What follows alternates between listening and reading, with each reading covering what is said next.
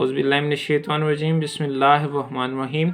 अस्सलाम वालेकुम व्यूअर्स, मेरा नाम है मोहम्मद हफीज़ुर रहमान और मैं आपको HR Academy 270 पे वेलकम करता हूँ। आपने अगर इसको फ़र्स्ट टाइम विज़िट किया है तो आप इसको लाजमी तौर पे सब्सक्राइब करें। इस पे आपको BS मैथमेटिक्स के रिलेटेड जो है वो इंफॉर्मेटिव वीडियोज़ जो मिलती रहेंगी। और इसके अलावा ये BBA के स्टूडेंट्स जो हैं जिनकी जिस यूनिवर्सिटी से एफिलिएट है या जिस यूनिवर्सिटी की जो आउटलाइन आपको मिली है फर्स्ट सेमेस्टर के लिए, तो उसके और जो हमारी BS मैथमेटिक्स है उसके सेकंड सेमेस्टर की जो आउटलाइन है वो तकरीबन जो टॉपिक्स हैं वो सेम है। तो इन सभी के लिए फ़ायदेमंद होगी। तो जो BBA के स्टूडेंट्स हैं उनसे भी गुजारिश है कि आपने भी चैनल को लाजमी तौर पे सब्सक्राइब कर लेना है, ठीक है। और बेल आइकन के बटन को प्रेस करना है ताकि नई आने वाली वीडियोस भी आपको आसानी मिलती रहें, ठीक है। उनके नोटिफिकेशन आप तक पहुंचते रहेंगे। और इसके अलावा जो डिस्क्रिप्शन है उसके अंदर आपने जाना है और उसमें आपको प्ले लिस्ट मिल जाएगी इन तमाम टॉपिक्स की जितने भी मैंने करवा दिए हैं, और नेक्स्ट भी जो आएंगे वो मैं अपडेट करता रहूँगा प्ले लिस्ट को, ठीक हो गया। और एंड स्क्रीन पे भी आपको मिल जाएगी।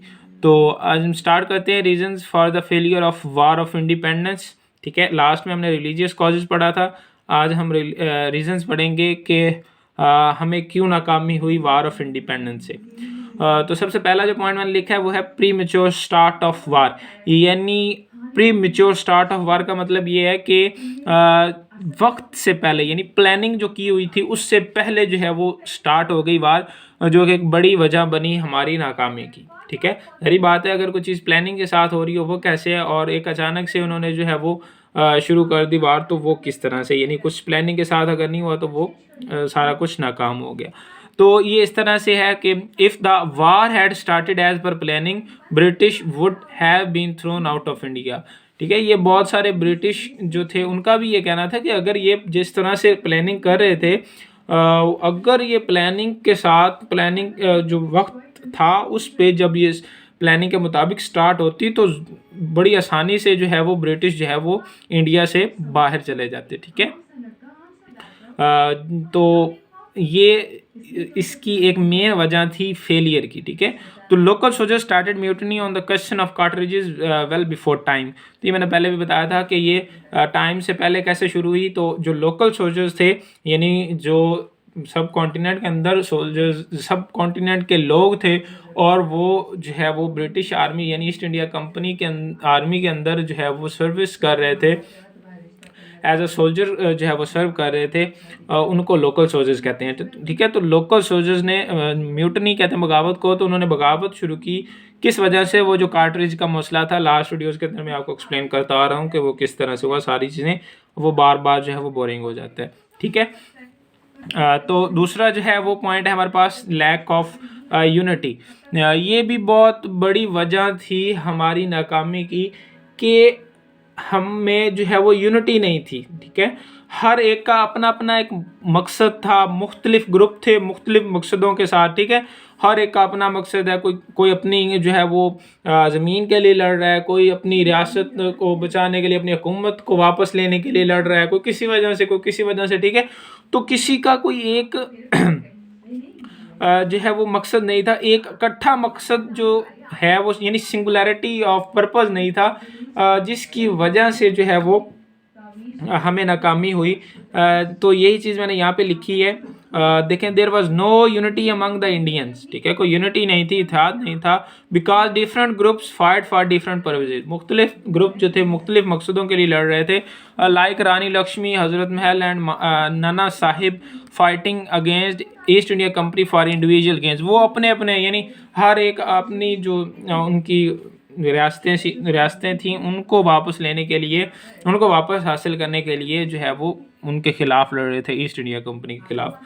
तो ये जो है वो जिस वजह से नाकामी हुई। अगर सभी एक ही मकसद के लिए जो है वो एक ही सभी का मकसद होता है कि ईस्ट इंडिया कंपनी को यहाँ से बाहर निकालना, और सभी मिल के जो है वो उनके ख़िलाफ़ अगर यानी जंग करते, उनके ख़िलाफ़ होते, तो शायद जो है वो ज़्यादा मदद मिलती हमें ईस्ट इंडिया कंपनी को सब कॉन्टिनेंट से बाहर निकालने में, ठीक हो गया।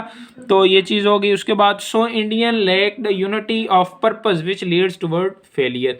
तो सिंपल सी बात मैंने यहाँ पे ये लिख दी है। इंतहाई आसान वर्ड्स में इस्तेमाल करता हूँ ताकि आपको याद करने में मुश्किल ना हो, क्योंकि देखें जो बीएस मैथ के स्टूडेंट्स हैं उनको ये एक इजाफी तौर पे सब्जेक्ट है। देखें ना, एक उनका जो ज़्यादा इंटरेस्ट है वो किसके अंदर है, वो मैथ के अंदर है। तो उनको जब ये पढ़ना पड़ता है ना, तो ये बड़ी मुश्किल होती है उनको। अगर कोई जो प्रोफेसर है वो अपने हिसाब से यानी इतने मुश्किल मुश्किल अल्फाज जो है उसके अंदर इस्तेमाल करे, तो वो जो है वो समझ ही नहीं आ रही होती कि इतने मुश्किल अल्फाज हम याद करें या फार्मूले याद करें। तो ये उनके लिए ख़ास तौर पे मैंने बनाई है कि इंतहाई आसान अल्फाज के साथ जो है वो उनको मैं एक्सप्लेन करूं, और आसान आसान बातों के ज़रिए, ठीक है। तो मैंने उस हिसाब से किया है। अगर कोई इससे ज़्यादा यानी अच्छे लेवल पे पढ़ना चाहता है तो वो कहीं और से जो है वो मदद ले सकते हैं, ठीक है। लेकिन यहाँ पे मैंने क्या किया, मैंने इंतहाई आसान अल्फाज इस्तेमाल किए हैं, ठीक है। ये मैं बात आपको क्लियर कर देता हूँ कि इतने आसान अल्फाज में आपको नहीं मिलेगा कहीं भी। और थर्ड हमारे पास आता है वार ब्लेंडर्स। तो नेक्स्ट पे चलते हैं। वार ब्लंडर्स यानी जंग करते हुए जो हमसे गलतियां हुई, वार ब्लंडर्स उनको कहते हैं, सही है। तो ये जारी बात है, अगर गलतियां करेंगे तो फिर वो नाकामी का बायस तो बनेगी ना। तो वार ब्लंडर्स के अंदर देखें तो द इंडियन कमिटेड ब्लंडर्स या मिस्टेक जिनको कहते हैं, ठीक है, during war when they captured Meerut, जब उन्होंने मेरठ पे कब्जा कर लिया, ठीक है। The largest military camp of East India company, जो कि ईस्ट इंडिया कंपनी का एक बहुत बड़ा मिलिट्री कैंप था, ठीक है, उस पे उन्होंने जो है वो कब्जा कर लिया जो मेरठ के अंदर था, ठीक है। दे सडनली अबंडन्ड इट, और फिर उन्होंने क्या किया जी, उसको अचानक से जो है वो खाली कर दिया, यानी बस उस पर कब्जा किया। जब ईस्ट इंडिया कंपनी का सोल्जर्स यानी ख़त्म हो गए वहाँ से, तो उसको छोड़ दिया इन्होंने, ठीक है, इंडियंस ने। तो soldier of East India Company recaptured Meerut and had enough time to regroup, और ईस्ट इंडिया कंपनी के जो सोल्जर्स थे उन्होंने क्या किया जी, उन्होंने दोबारा से मेरठ को रिकैप्चर किया, और जो है वो उनके पास काफ़ी वक्त था अपने आप को दोबारा से ग्रुप बनाने के लिए, यानी रीग्रुपिंग के लिए। तो सिंपल सी बात मैंने ये भी लिखी है इंतहाई आसान अल्फाज में। उसके बाद है लैक ऑफ कैपेबल लीडर्स, यानी हमारे पास कैपेबल लीडर्स यानी कोई ऐसा लीडर नहीं थे जो कि जंग की जिनको यानी समझ हो कि कोई प्लानिंग यानी अच्छी करनी आती हो, ऐसे उस वक्त जो है वो कोई लीडर्स नहीं थे, ठीक है। तो ये भी एक बहुत बड़ी वजह थी। तो लक्ष्मीबाई हो गया, हजरत महल है, Nana Sahib leg military experience, उनको कोई यानी जंगी तजर्बे नहीं था, ठीक है, मिलिट्री एक्सपीरियंस नहीं था, को फौजी तजर्बा उनको नहीं था, यानी इस तरह का है कि वो फ़ौज को लीड कर सकें। लेकिन दूसरे एंड पे जो जनरल्स थे, ठीक है, निकलसन हो गया, लॉरेंस हो गया, उनके पास बहुत यानी तजर्बा था जंग का, ठीक है, उनको प्लानिंग का बहुत बड़ा तजर्बा था, और ये उनको एक बड़ा बेनिफिट मिला, और जिसकी वजह से जो है वो हमें फेलियर हुआ। तो while generals like Nicholson and Lawrence had vast experience of war planning, through their proper planning British army easily regained areas captured by rebellions। समझ आइए। और ये अलहदा से भी आप एक पॉइंट बना सकते हैं कि बेटर वार प्लानिंग, ठीक है, इस तरह से। मैं नेक्स्ट आपको बना के भी दिखा देता हूँ, ठीक है, कि एक आप अलहदा से इसका पॉइंट बना सकते हैं कि जो जनरल्स थे like Nicholson and Lawrence had vast experience of war planning, और जिसकी वजह से जो है वो क्या हुआ, हमें फेलियर का सामना हुआ। तो ये एक पॉइंट आप बना सकते हैं। वो नेक्स्ट आपको बना के मैं दिखाता हूँ किस तरह से। अच्छा जी, बेटर वार प्लानिंग, जैसे कि मैंने पिछले पॉइंट के अंदर बताया कि आप इस तरह से इसको बना सकते हैं। तो देखें, ये आप लिख सकते हैं, generals like Nicholson and Lawrence had vast experience of war planning, because of this they captured the areas again. तो उन्होंने क्या किया, जो एरियाज वो दे चुके थे, जो इंडियंस ने कैप्चर कर लिए थे ईस्ट इंडिया कंपनी से, उनको भी उन्होंने अपनी जंगी जो मनसूबाबंदी थी उसके ज़रिए जो है वो वापस हासिल कर लिया, ठीक हो गया। उसके बाद 6 पॉइंट इंतहाई अहम पॉइंट है, नेवल सुपीरियरिटी। नेवल सुपीरियरिटी से क्या मुराद है, नेवल यानी वो कहते हैं कि उनको ना समंदर के अंदर उनको सुपीरियरिटी हासिल थी।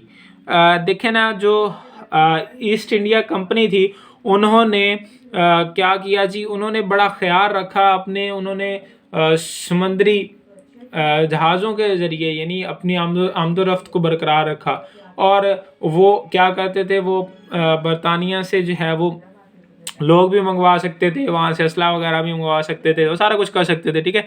और इन्होंने जो है वो इंडियंस थे, इन्होंने जो है वो जो इंडियंस थे ना, इन्होंने इस तरफ जो है वो तवज्जो नहीं दी, जो कि एक बड़ी जो उनको सुपीरियरिटी मिल गई, यानी उनको समुद्री ताकत मिल गई, ठीक है।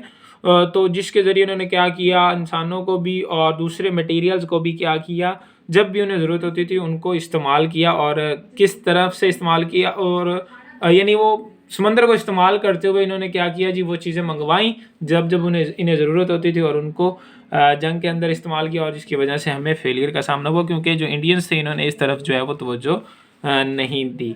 तो this makes East India Company more powerful than spoils, ठीक है। East India Company used sea to get human and other materials whenever they needed. This makes East India Company more powerful than spoils, ठीक है।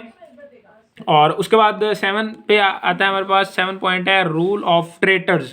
यानी इसमें गद्दार जो थे, ठीक है, गद्दार जो थे उनका क्या किरदार है हमारी हार के अंदर, ठीक है।